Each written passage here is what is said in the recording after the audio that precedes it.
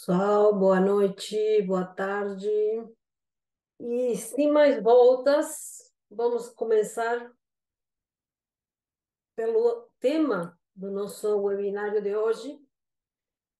Karma e livre-arbítrio é um dos temas fundamentais do trabalho das tecnologias do espírito.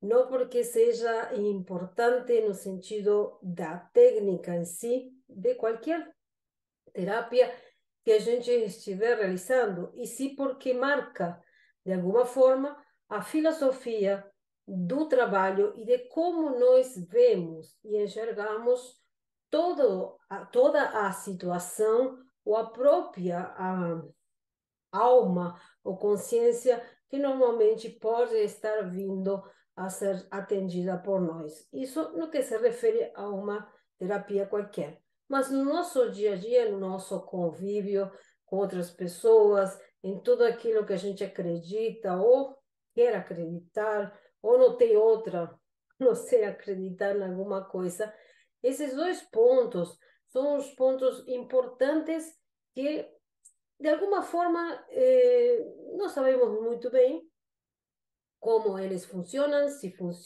realmente existem ou não existem, nós vamos avaliar tudo isso, mas estão presentes principalmente naquelas pessoas que transitam o caminho da espiritualidade. Tem pessoas que nunca ouviram falar de karma, tem pessoas que nunca ouviram falar do livre-arbítrio e continuam suas vidas de qualquer forma, sem nenhum problema, achando talvez que as coisas que acontecem para elas são consequência de, sei lá, meramente situações porque Deus quis assim, ou também dentro da crendice popular, diz que quem faz aqui, aqui também paga. São ditados populares que às vezes, de alguma forma, têm sim um pouquinho de verdade, digamos, em tudo isso. E falando em verdades, vamos deixar bem claro que nós não temos a mínima noção do que é a verdade com letra maiúscula. Cada um tem sua própria verdade ou suas próprias convicções, e normalmente as pessoas se juntam, né, dentro de um propósito, porque compartilham mais ou menos dentro de uma margem as suas verdades ou as suas convicções. Então, dentro desse trabalho, nós temos um ponto de vista a respeito desses dois conceitos que nós vamos abordar, mas deixando bem claro que esse ponto de vista, na verdade, pode vir se transformar ou mudar de acordo com o entendimento, compreensão que vamos adquirindo no percorrer da nossa experiência encarnacional aqui na Terra. Isso, de alguma forma também, diz respeito ao que nós chamamos de verdades temporárias. As verdades temporárias são aquelas que a gente vai acreditando de acordo com aquilo que nós vamos vendo, experienciando, né, estudando, lendo, concluindo, né, e chegando de alguma forma a uma ideia, um conceito. Então é bem importante isso. Também é muito importante que saiba que eu não tenho respostas, eu só vou mostrar para vocês um ponto de vista, e mais, cada dia que passa, eu tenho menos respostas para as situações, conceitos que nós temos a respeito da nossa existência, né? Estou falando de assuntos existenciais, e eu só tenho, de alguma forma, dúvidas de muitas coisas. E quanto mais eu transito, mais dúvidas e mais questionamentos eu tenho. É óbvio que nossas crenças afetam todo o nosso campo consciencial, afetam todo o nosso entorno, o que nós somos, o que nós queremos, o que nós pretendemos, anelamos, enfim, tudo isso afeta. Então, quanto mais, digamos, trabalhadas estejam nossas crenças, e quanto mais desmistifiquemos as mesmas, acho que estaríamos em uma posição melhor dentro desse jogo que nós chamamos de matrix encarnacional da Terra, e com certeza podemos ter uma visão maior do campo para saber quais são as jogadas que nós precisamos fazer. Certo é que nós estamos num jogo mesmo, e nós temos que aprender as regras, porque ninguém sabe as regras do jogo. Então, nós estamos aprendendo essas regras, aprendendo a como lidar com essa situação, e existem muitas regras, algumas que não funcionam, outras que funcionam, algumas que estão escondidas, algumas que a gente não compreende ainda. Enfim, assim nós vamos caminhando e entender e compreender esse jogo, de alguma forma, poderíamos dizer que é o próprio despertar da nossa consciência. Então, vamos mergulhar um pouquinho nesses dois assuntos, vamos ver o que sai de tudo isso, porque, como sempre, eu nunca preparo, a não ser alguns slides, para a gente abordar e deixar fluir toda esta informação e trocar mais tarde, depois, algumas ideias com vocês, tá?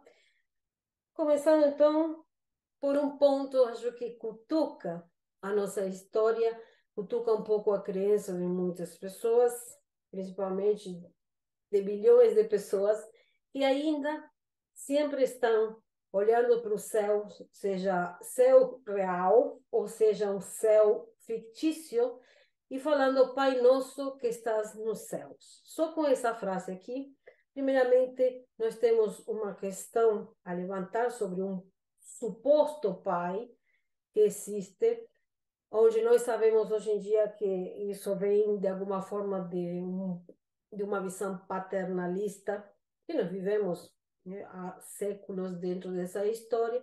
Então, se coloca sempre como se fosse uma consciência dentro de um aspecto masculino, uma frequência masculina mesmo. E que estás nos céus, bem, eu acho que isso ali não tem essa conotação de céu como alguma coisa superior, como alguma coisa elevada, mas acabou ficando pelas situações que nós fomos passando como humanidade. Então, esse Pai Nosso que estás no céu, essa conexão que nós temos com alguma divindade, com alguma deidade, com algum Deus, com sei lá, com que a pessoa acredita, e nós sempre buscamos nos céus. Até mesmo nós, quando olhamos para cima, nós estamos buscando isso. E que dentro do linguajar, por exemplo, das pessoas que trabalham com várias técnicas terapêuticas, se escuta lá em cima e lá embaixo. Ou seja, lá em cima o pessoal está tudo certo, são pessoas elevadas, lá embaixo não. Mas quem diz isso? O que significa isso literalmente? Então, eu acho que aqui nós entramos em um campo de interpretação totalmente errada de muitas coisas que aconteceram. E óbvio que nossa humanidade foi visitada N vezes por seres, por consciências que tinham tecnologias e que provavelmente voavam e desciam dos céus. E assim ficou. Isso está registrado, já não é nem o caso de nós tentar argumentar, porque isso aí é mais que óbvio. E isso foi levado também a um aspecto filosófico, aonde se confunde um fato real que aconteceu, ou fatos reais que aconteceram com a humanidade, com grupos de pessoas, enfim, que está registrado em todas as civilizações, se confunde com filosoficamente achar que o céu, que alguma coisa elevada, se encontra dentro de uma dimensão elevada, no caso do nosso entendimento hoje, e que o próprio inferno, as trevas, as infradimensões estariam de alguma forma para dentro. Isso ficou marcado, para quem conhece a Divina Comédia de Dante Alighieri, ele realmente estruturou o purgatório, o céu, o inferno da forma, né, que a humanidade concebe hoje, desculpe, como um protótipo, como um conceito. Da mesma forma que nós temos esse conceito de céu, que nós temos esse conceito de inferno, também nós temos um conceito de encarnações, que hoje a gente diz assim, nós encarnamos, temos várias vidas, mas também temos outros tipos de experiências que nós chamamos de transmigrações. Afinal de conta, hoje, né, com toda essa movimentação de diferentes linhas, vamos chamar assim, filosóficas, ideais, e com tudo que se fala e com tudo que está, por vir ou que já está nos nossos olhos, já eu posso questionar se realmente nós encarnamos alguma vez, se realmente o que nós chamamos de encarnação, ou que nós concebemos como reencarnação existe, ou alguma outra coisa que a gente não sabe bem o que é e que nós experienciamos. Então, já podemos começar a pensar em refazer nossas crenças até em conceitos mais arraigados, tá? Tem algumas religiões, algumas filosofias que não acreditam em encarnações, tem outras que acreditam. Hoje em dia, modernamente, nós falamos, transmigramos de um lugar para outro, a nossa consciência transmigra. Bem, provavelmente existe uma grande probabilidade, sim, ou pareceria que sim, nós transmigramos. Provavelmente nossas consciências ocupem diferentes corpos em diferentes lugares, em diferentes situações, em diferentes frequências, dentro de uma compatibilidade de programas. Pode ser que seja assim, mas talvez essa história de encarnação não seja tão como a gente pareceria que concebe a situação. E por que eu falo isso? Porque o karma tem tudo a ver com a encarnação. Qual é o conceito? O que nós, todas as filosofias, todas as religiões e todos os conhecimentos nos trazem disso? Todas nos falam em um céu e em um inferno. Não importa de que forma elas colocam isso, não importa se é em cima, embaixo, não importa se é o céu, o inferno, se é a cidade espiritual ou se é a infradimensão umbral, ou seja, sempre existe um conceito dual. E se nós partíssemos do ponto de que nenhum outro existe, não existe nenhum tipo de paraíso ou céu como a gente concebe, ou essas religiões e filosofias foram nos incutindo, mas também não existe nenhum tipo de inferno, nem lugar aonde, teoricamente, as pessoas que se comportam não muito bem vão parar.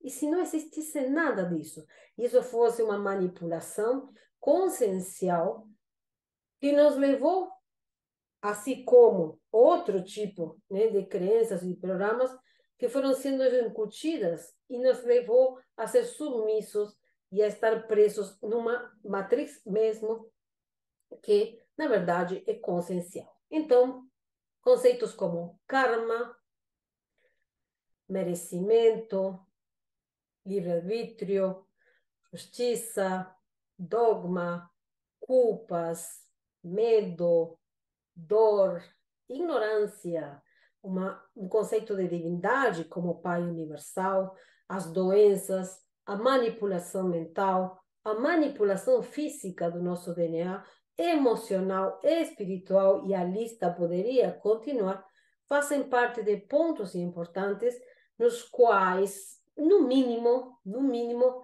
seria a nossa obrigação para quem está trilhando um caminho de poder avaliar um pouco e poder contestar sequer esses conceitos para entender um pouco como funciona. Porque a gente se acostuma às coisas, a gente se acomoda, se ajeita às diferentes situações, explicações, respostas e deixa para lá. E é verdade, não é uma crítica, porque realmente a gente não tem tempo para pensar. Nós não temos tempo, a humanidade, se ela tem que estar atrás de muitas coisas que ela precisa, que são as coisas básicas, as necessidades básicas de um ser humano, como comer, dormir, ter uma saúde, ter uma educação, sei lá, qualquer coisa. Não vai sobrar muito tempo. Eu vou chegar para uma pessoa que está um dia inteiro correndo atrás, dentro de um sistema que nós temos neoliberal, capitalista, o que seja que for, ele está correndo atrás disso. O que importa é merecimento? O que importa para essa pessoa o livre-arbítrio? O que importa para ela a culpa? Ou, sei lá, a divindade, o Pai Universal? Para essa pessoa não tem interesse.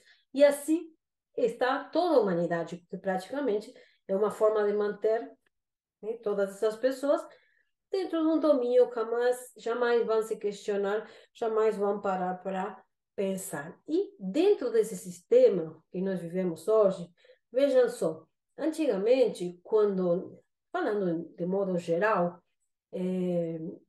quando nós falamos sobre um sistema educacional, político, econômico, enfim, de pensamentos e crenças, nós temos as pessoas presas a um regime, a um feudalismo, a um capitalismo, a uma estrutura, e as pessoas, de alguma forma, eram-se reféns de tudo isso, tinham que cumprir e servir a outra pessoa. Sempre existiu isso. Ou serve uma divindade, ou serve um país, ou serve um governo, ou serve uma autoridade, ou um órgão. Hoje em dia, a manipulação é tão sutil que hoje se prega uma liberdade e cada pessoa, né, de alguma forma, pode ser, ou é livre para ela fazer, né, dentro desse sistema o que ela quer. Então, ela se torna presa ou atrelada a si mesma. Então, quando a gente antigamente colocava, por exemplo, assim, eu estou correndo atrás de alguma coisa e eu não consigo fazer isso, eu não tenho tempo para pensar, eu não tenho tempo para realizar-me como ser humano, por essa situação, assim, por um sistema, por um regime, pelo que seja. Hoje em dia, a pessoa se culpa a si mesma, é ela que está trabalhando sem parar, e o sistema te obriga a depender de uma série de coisas, a trabalhar o tempo inteiro, a correr atrás o tempo inteiro de tudo. E, na verdade, eles não têm nada a ver. Quem tem todo o domínio, quem tem o movimento e quem empreende tudo isso é a própria pessoa, em várias áreas, em vários níveis, tá? Então, hoje nos tornamos presos da nossa própria liberdade. Então, essa história de livre-arbítrio, né, dessa liberdade que a gente almeja, de decidir, de escolher, de fazer o que aquilo que realmente a gente veio fazer, o que, sei lá, como seja, é inexistente dentro desse ponto de vista. E tem vários níveis de inexistência também. Então, esses dois assuntos que eu escolhi hoje, eles estão um atrelados ao outro.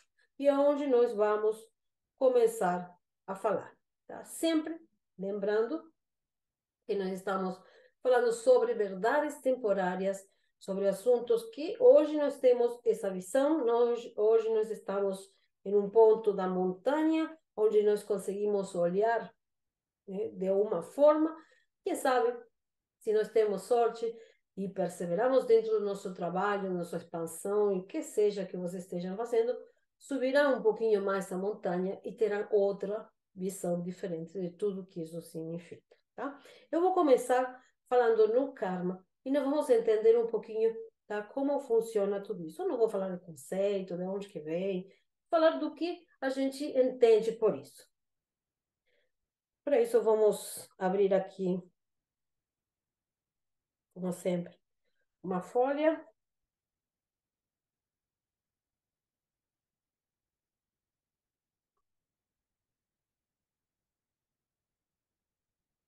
E vamos um pouquinho como é concebido essa história aqui.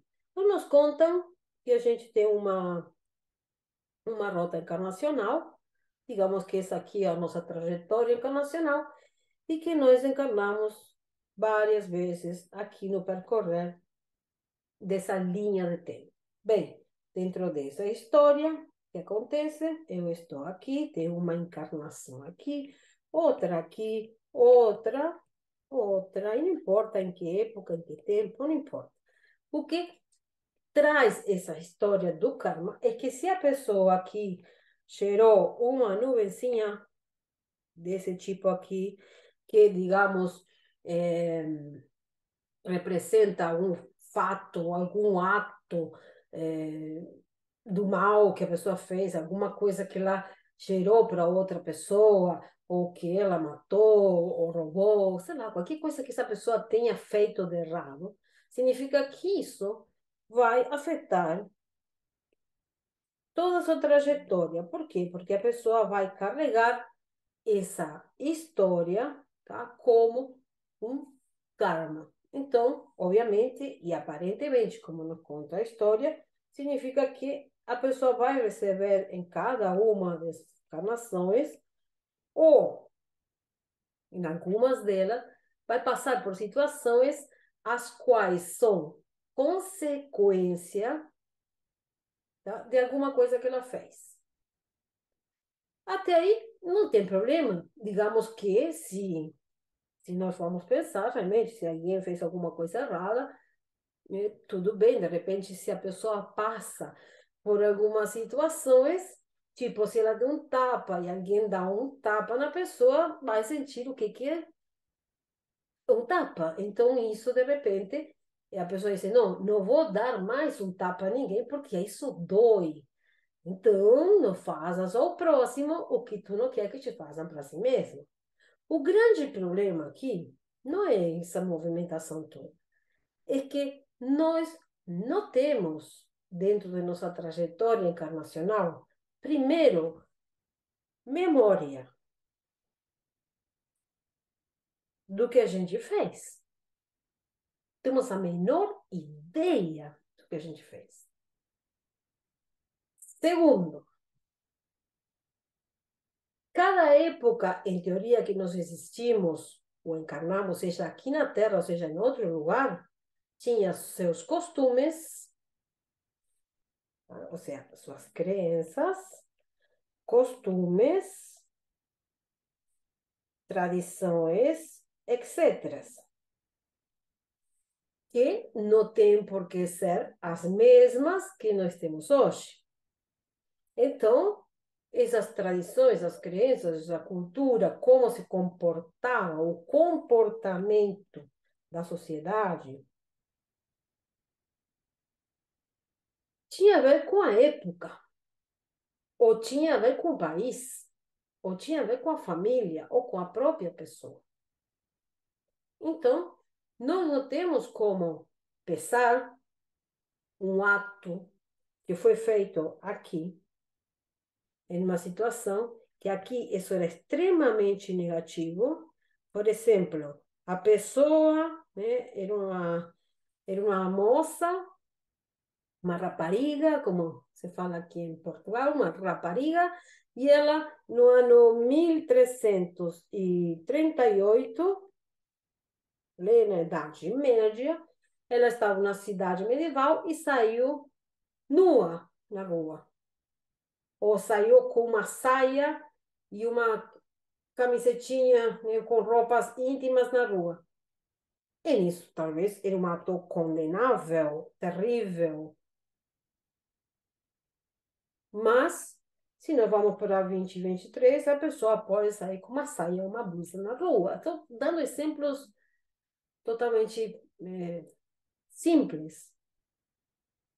Então, de repente, aqui, no ano, sei lá, 1415, esta pessoa fazia parte de uma tribo ou de um grupo de bárbaros, os quais matavam, cortavam a cabeça, as séries que se assistem nas TVs, na Netflix e outras, matavam, colocavam a cabecinha, traziam numa caixinha e deixavam ali em cima. E aquilo era um fato normal.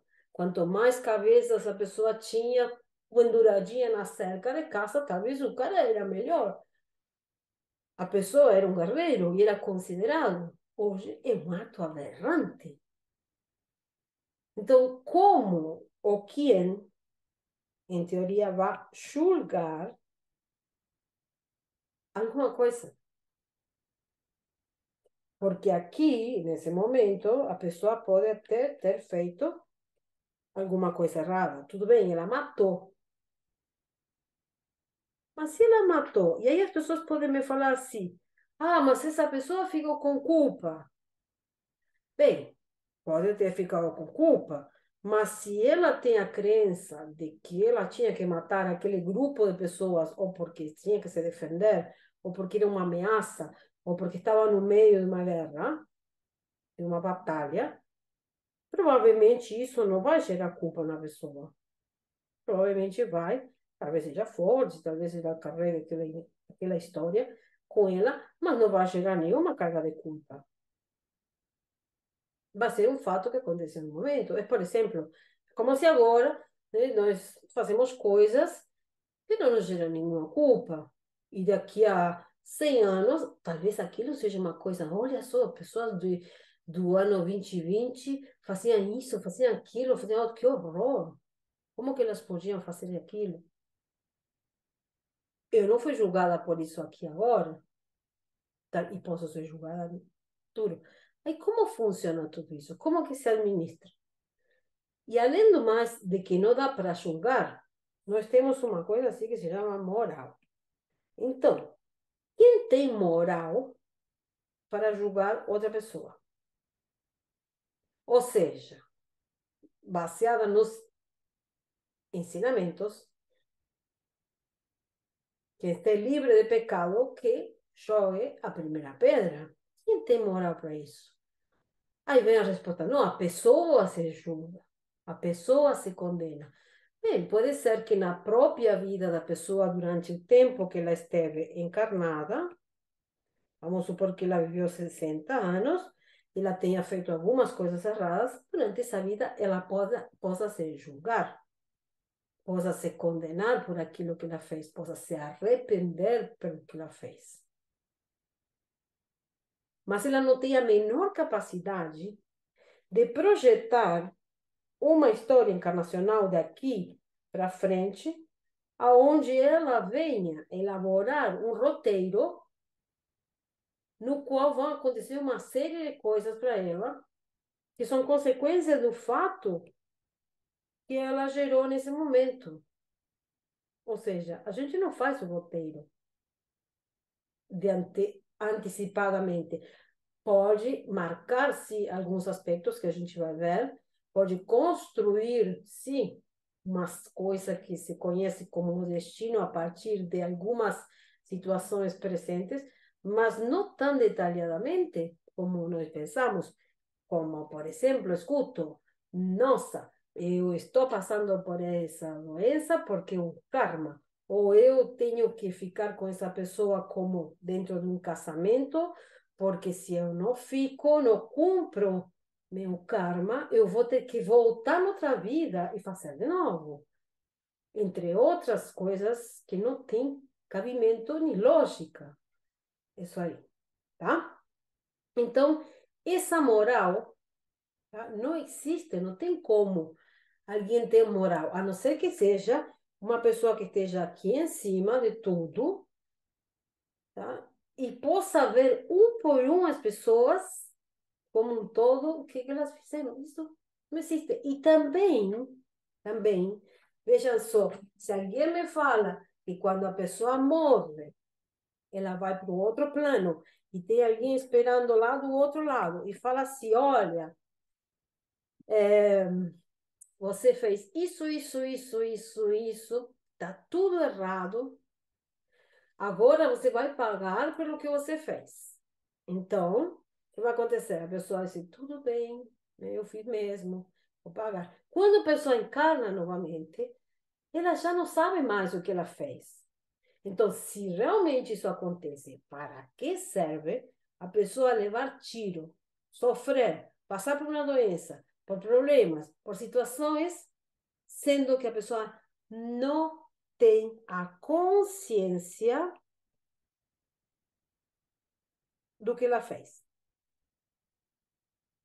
Porque se ela guardasse a consciência que deu um tapa em uma pessoa, tudo bem, ela deu um tapa em uma pessoa.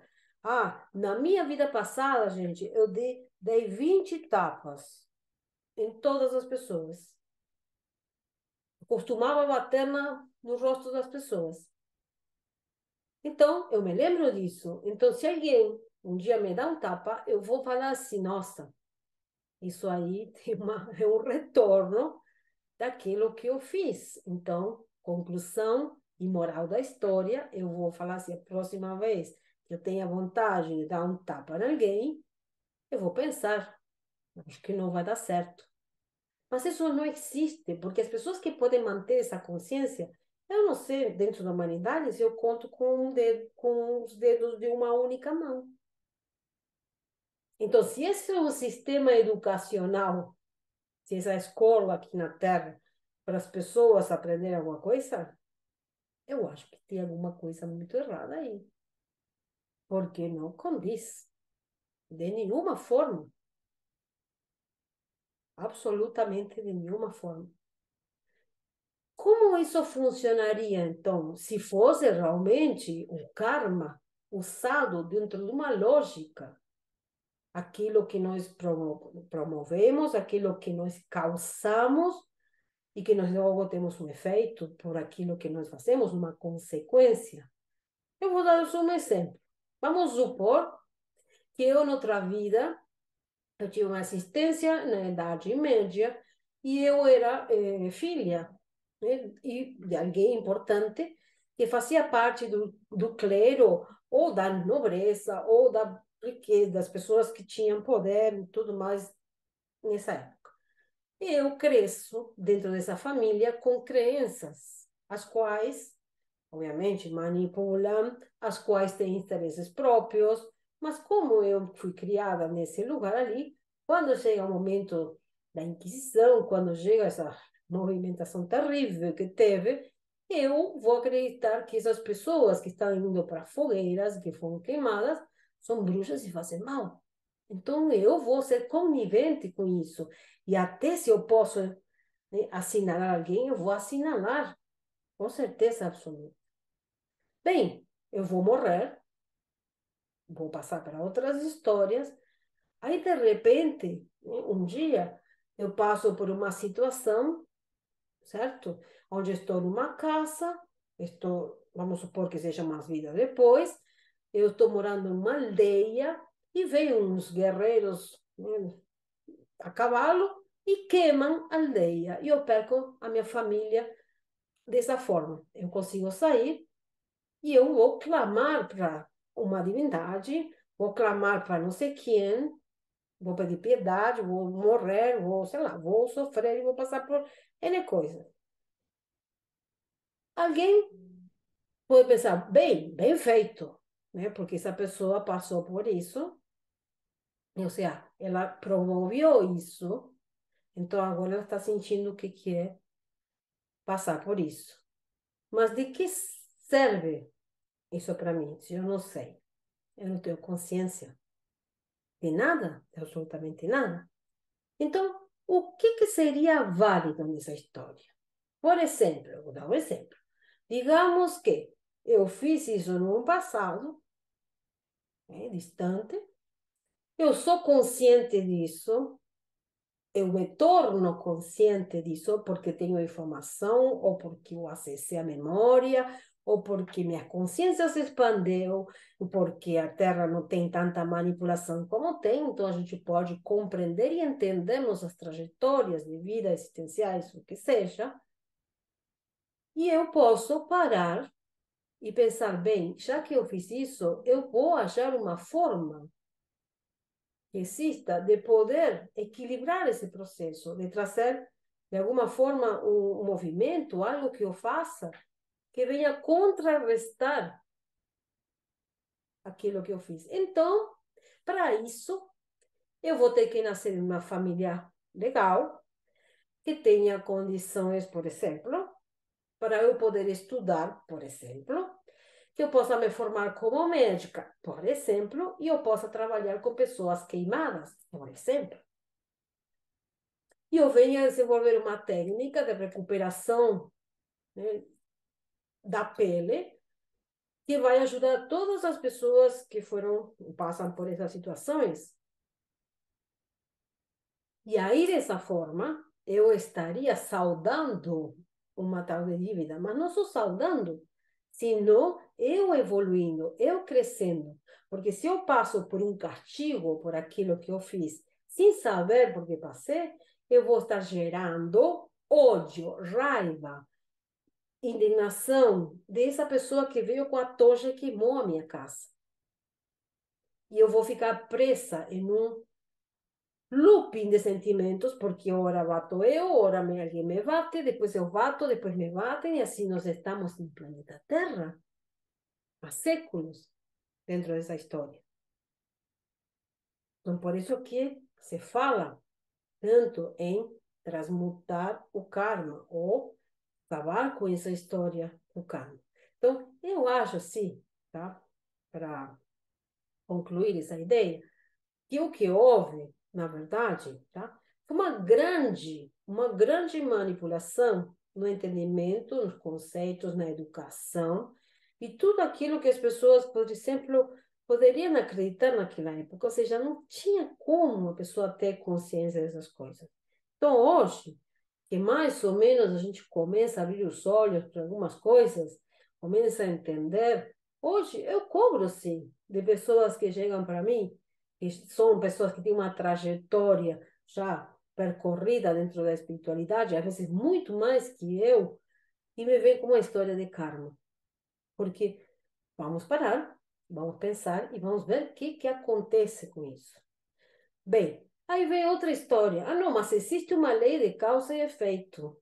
Claro, óbvio, existe uma lei de causa e efeito. E jamais podemos contestar essa lei.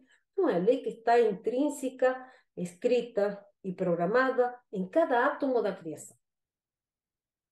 Mas até nós, filosoficamente falando, nós poderíamos anular a lei de causa e efeito. Porque existe um conceito que se chama a causa não causada. Então, o que seria a causa não causada?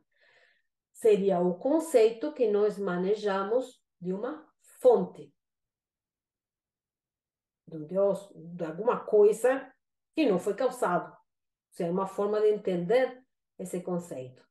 Se a gente vai ver e vai acompanhar uma trajetória, digamos que se eu mandei alguém na fogueira, é porque alguém criou essa outra pessoa, porque alguém me criou, porque eu sou consequência de criações, e porque essa também alguém criou fogo, porque se não existisse o fogo, eu não poderia queimar a pessoa. E alguém criou um planeta, porque se não existisse um planeta, eu não podia estar nesse lugar queimando a pessoa numa fogueira. Entende? Então, se a gente fosse entrar dentro desse pensamento, eu vou chegar aqui a, vamos colocar assim, a culpa de tudo que acontece está diretamente ligado à causa não causada. Aí vem aquele questionamento: como assim a pessoa não é responsável? Sim, a pessoa tem uma certa responsabilidade, certa. E essa responsabilidade vai aumentando na medida que a pessoa consciencialmente vá crescendo. Então, se a pessoa consciencialmente ela tem uma trajetória já considerável, nós podemos fazer com que ela seja responsável por algumas coisas que ela faz. Mas se uma pessoa não tem a menor ideia, a menor consciência de nada, qual é a responsabilidade? Quem tem a responsabilidade perante ela? Exemplo. Vamos supor que eu tenho uma criança de 2 anos, eu deixo cuidando, essa criança deixa uma senhora cuidando dessa criança, uma pessoa, e eu saio da minha casa. E esqueço, em cima da mesinha, uma taça, né, de, sei lá, de cristal de Murano ali. Aí a criança, para ela, tanto faz se é vidro, se é uma taça, se é de cristal, se é de Murano, se é de onde seja, da lua, ela vai pegar, vai brincar com aquilo e vai quebrar. Então, a mãe vai retornar mais tarde e vai brigar ou bater na criança. Eu pergunto assim: que culpa tem a criança de que isso tenha acontecido? De que a responsabilidade ali? Duas pessoas. A pessoa que estava cuidando e a pessoa que saiu e deixou, esqueceu a taça em cima da mesa. Então, a responsabilidade é para elas. A criança é uma vítima, a criança não tem como saber como você vai cobrar. Agora, essa criança vai ter um carro, ela vai ter que comprar, né, tantas taças para a mãe quando ela crescer, não sei o que, ou vai trabalhar em uma fábrica de taça, ou vai ter que viajar para Murano para fazer taça de cristal de Murano. Entendem? Vamos levar essa analogia que as crianças são seres humanos, porque consciencialmente nós temos uns, e não desprestigiando, nem de alguma forma querendo comparar ou subestimar as crianças, né? Não estou subestimando. Mas, na questão de valores, e no exemplo que eu dei, dá para fazer essa analogia. Então, não tem como. Volta para um lado, volta para outro, gente, a gente não tem como levar esse conceito para frente. Agora sim, nós podemos pensar, e aqui só para dar uma pincelada, porque isso a gente vai falar muito, né, fala muito durante o curso e também não dá o tempo, obviamente, é que essa pessoa, quando chega, depois de toda a sua trajetória, que chamamos encarnacional ou existencial, o que seja transmigracional, ela tem, dentro de seu campo consciencial, uma série de memórias. Memórias estas que estão bem guardadinhas nesse campo. E que nós falamos no inconsciente ou no subconsciente. Estão todas ali, guardadinhas, as memórias das diferentes situações, histórias que nós passamos. Ou seja, eu poderia falar que nós somos a somatória de tudo que nós vivenciamos. Coisas boas, coisas ruins, mais ou menos. Está tudo guardado aí. Que apenas nós temos aqui, tá, de consciência do que nós fazemos, 3% de consciência. E que os 97% a gente não sabe. E ali entra, vamos chamar para quem acredita em vidas passadas, para quem acredita em ancestralidade, ancestralidade, para quem acredita em programas, mas de uma forma, seja uma vida passada, seja um programa, ou seja, uma memória ancestral, tá tudo aí e a mesma coisa, tá? Então a gente meio que olha assim como um todo, porque às vezes não tem como distinguir e também não tem certeza de onde que vem toda essa informação.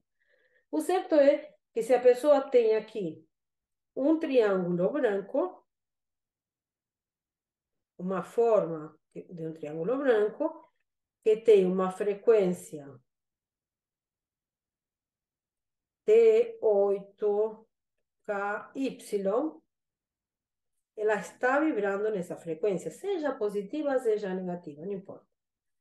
Não vem o caso agora.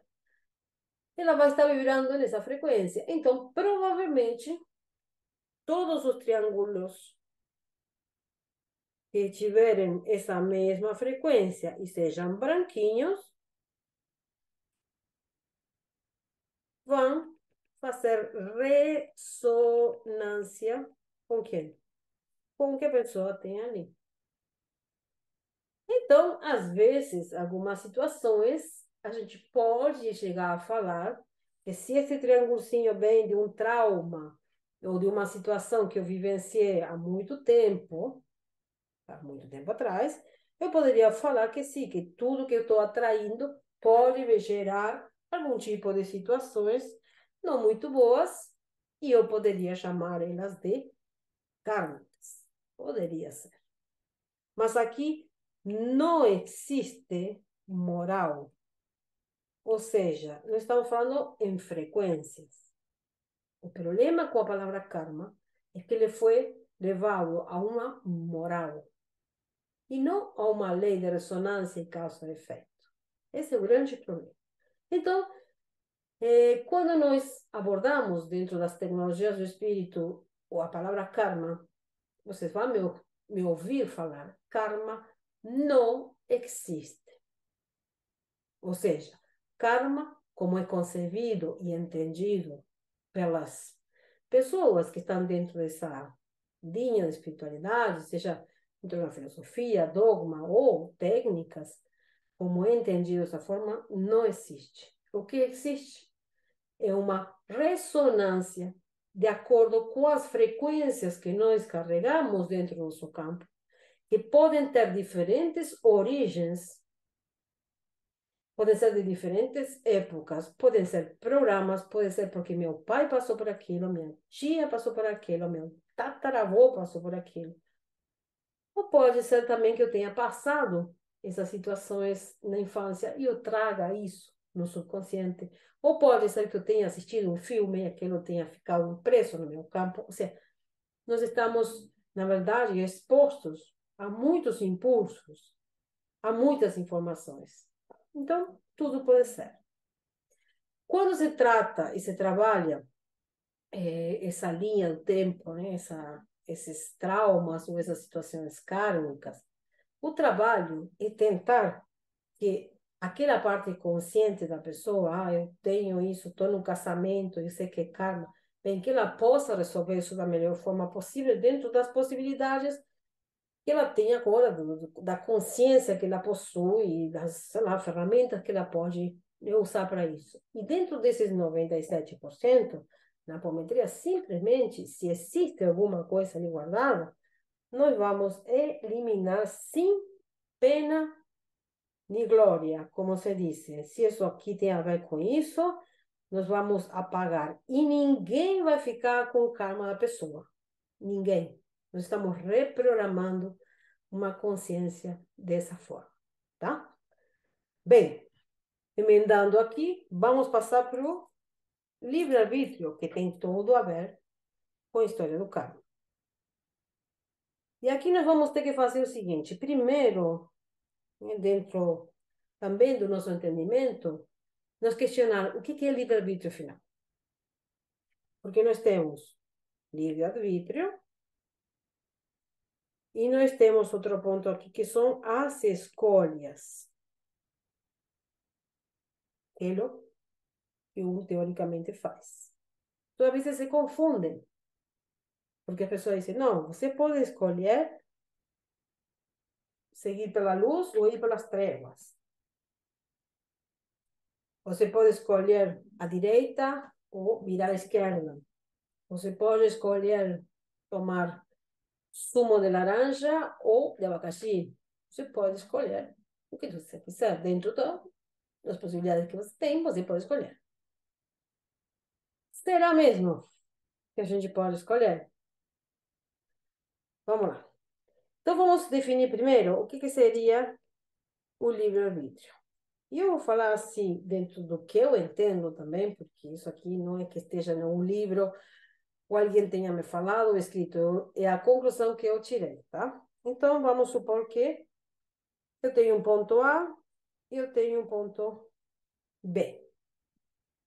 E que esse ponto A, esse ponto B representa o início, o alfa, e o ômega, ou seja, uma trajetória do início ao fim de uma consciência, de uma pessoa. De uma consciência que pode ocupar diferentes corpos, diferentes épocas, diferentes lugares, desde que foi criada. Como e quem criou? Não sei. Mas eu sei, nós sabemos que existe um propósito para tudo aquilo que foi criado. Ou seja, quando nós co-criamos um navio, por exemplo, ele tem um propósito de navegar no mar. Quando nós criamos um avião, ele tem um propósito de voar.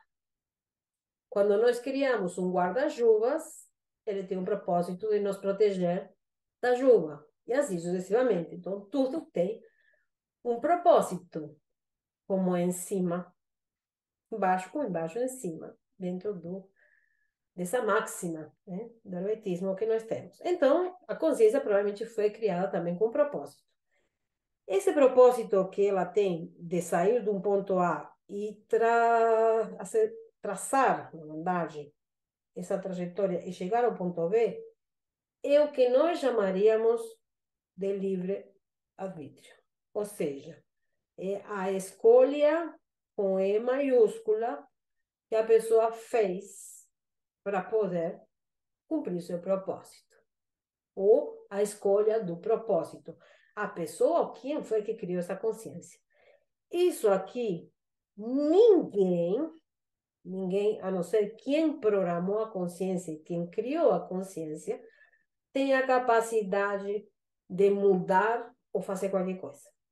Então, o que acontece? Essa pessoa, ela vai transitar nessa direção e vai, por momentos, estar dentro do seu caminho. Mas, às vezes, ela vai cair. E aí ela vai sair do caminho.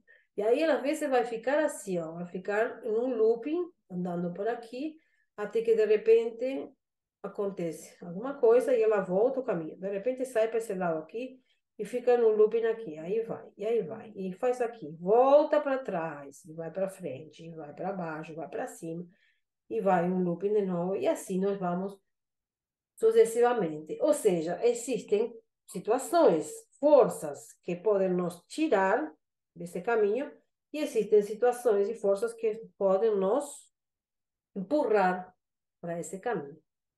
Isso seria livre-arbítrio, assim, dentro do meu entendimento. Eu não tenho a menor capacidade de mudar esse ponto B e falar assim, não, peraí, a pessoa não vai para ali, a pessoa vai para aqui. Esse vai ser o ponto B1 da pessoa. De mudar a rota. Mas eu tenho a possibilidade ou de tirar ela por um tempo do caminho, fazendo alguma coisa errada, né, dentro do que nós concebemos, ou eu tenho a possibilidade de ajudar, de fazer com que ela possa voltar para o seu caminho. E isso que nós fazemos, nós buscamos que a pessoa volte para seu trilho, para seu caminho. Então, por exemplo, uma doença, ela vai tirar a liberdade da pessoa. Então, ela vai retrasar sua caminhada. Se eu faço tudo para que a pessoa melhore rapidamente e possa continuar caminhando, eu vou estar ajudando a ela a recuperar seu livre-arbítrio.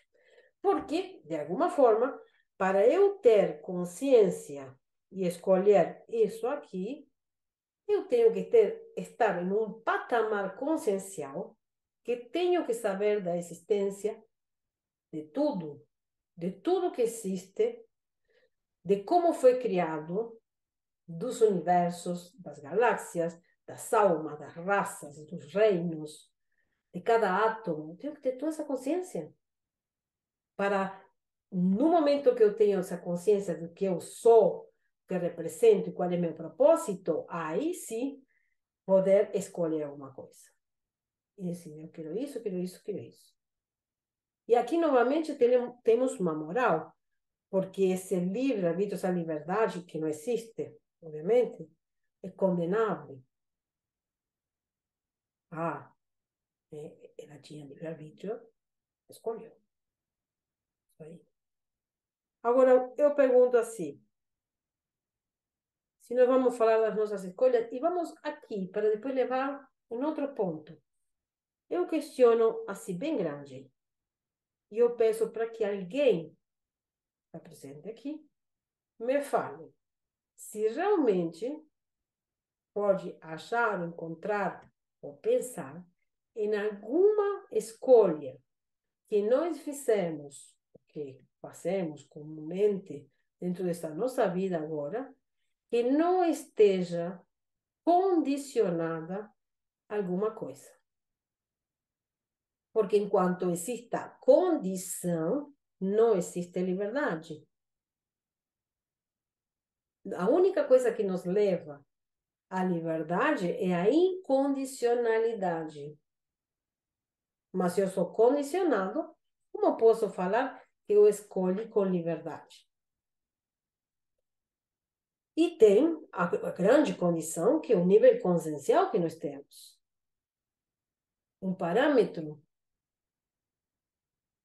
Por exemplo, se eu vou escolher beber alguma coisa, estou com sede, e aí alguém vem com dois sumos, como eu falei anteriormente, vem com sumo de uva ou sumo de laranja.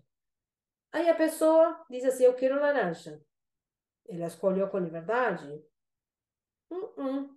Provavelmente, primeiro, existe a possibilidade de que alguém tenha falado que é melhor sumo de laranja que de uva. Ou talvez a pessoa tenha alergia à uva. Também pode acontecer. Ou talvez a mãe da pessoa falou assim, ah, bebe sumo de laranja. Ou talvez o corpo dela está pedindo sumo de laranja. Então já é uma condição. Ou talvez a pessoa goste mais de sumo de laranja que de uva. É outra condição. Então não existe qualquer escolha que a gente faça de uma forma incondicional. Não tem como. É utópico. Isso aqui, livre-arbítrio, se torna utópico dentro da nossa história.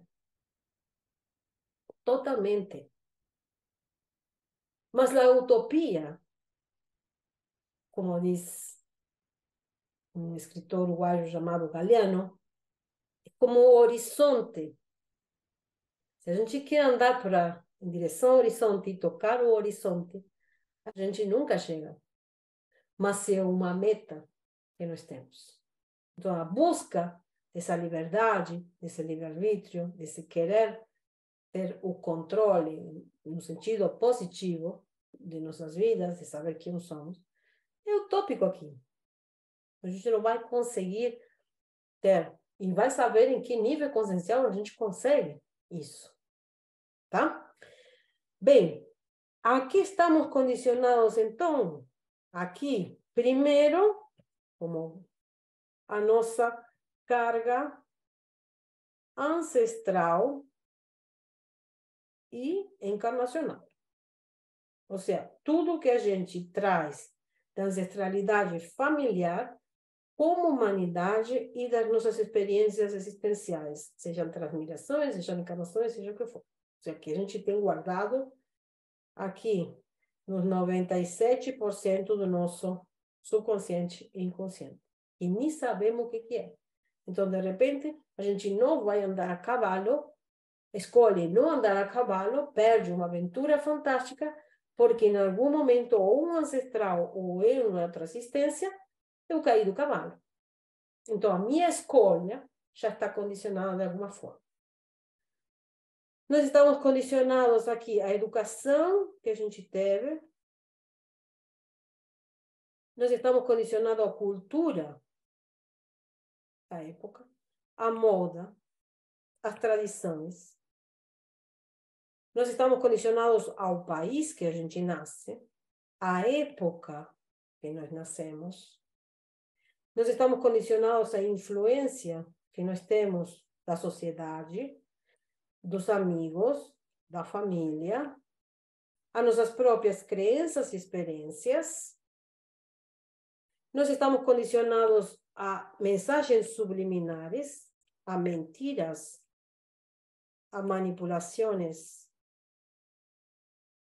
a influências espirituais, a campos de energia, e eu poderia encher a folha toda. Então, nem a liberdade de escolher existe, nem o livre-arbítrio existe. Então, quando alguém me diz assim, ai, se tu faz isso com a pessoa, tu vai mexer no livre-arbítrio dela.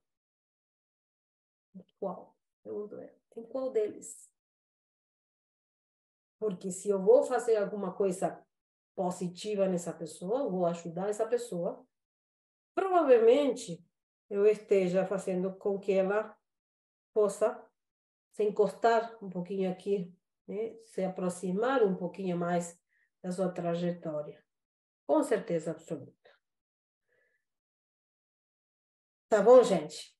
Bem, é claro que isso se aprofunda muito mais. É só uma pincelada aqui desses assuntos que são importantes, como eu falei, dentro do trabalho, porque se a gente compreende que a pessoa que está na nossa frente para ser atendida, trabalhada, ou nosso irmão, ou nossa tia, ou pai, mãe, filho, relacionamento que seja, quando nós temos esse entendimento, quando nós sabemos que uma pessoa vai ter uma atitude e que essa atitude vem da somatória de uma carga existencial, emocional, de tudo que passou, aconteceu com ela antes, depois, sei lá, durante, de tudo que teve essa pessoa, de todas as influências, de como foi criada na infância, de como nós temos uma outra compreensão das pessoas.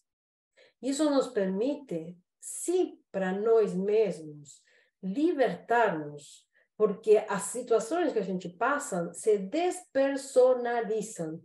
Eu não me sinto agredida diretamente se a pessoa me insulta ou se a pessoa faz alguma coisa contra mim.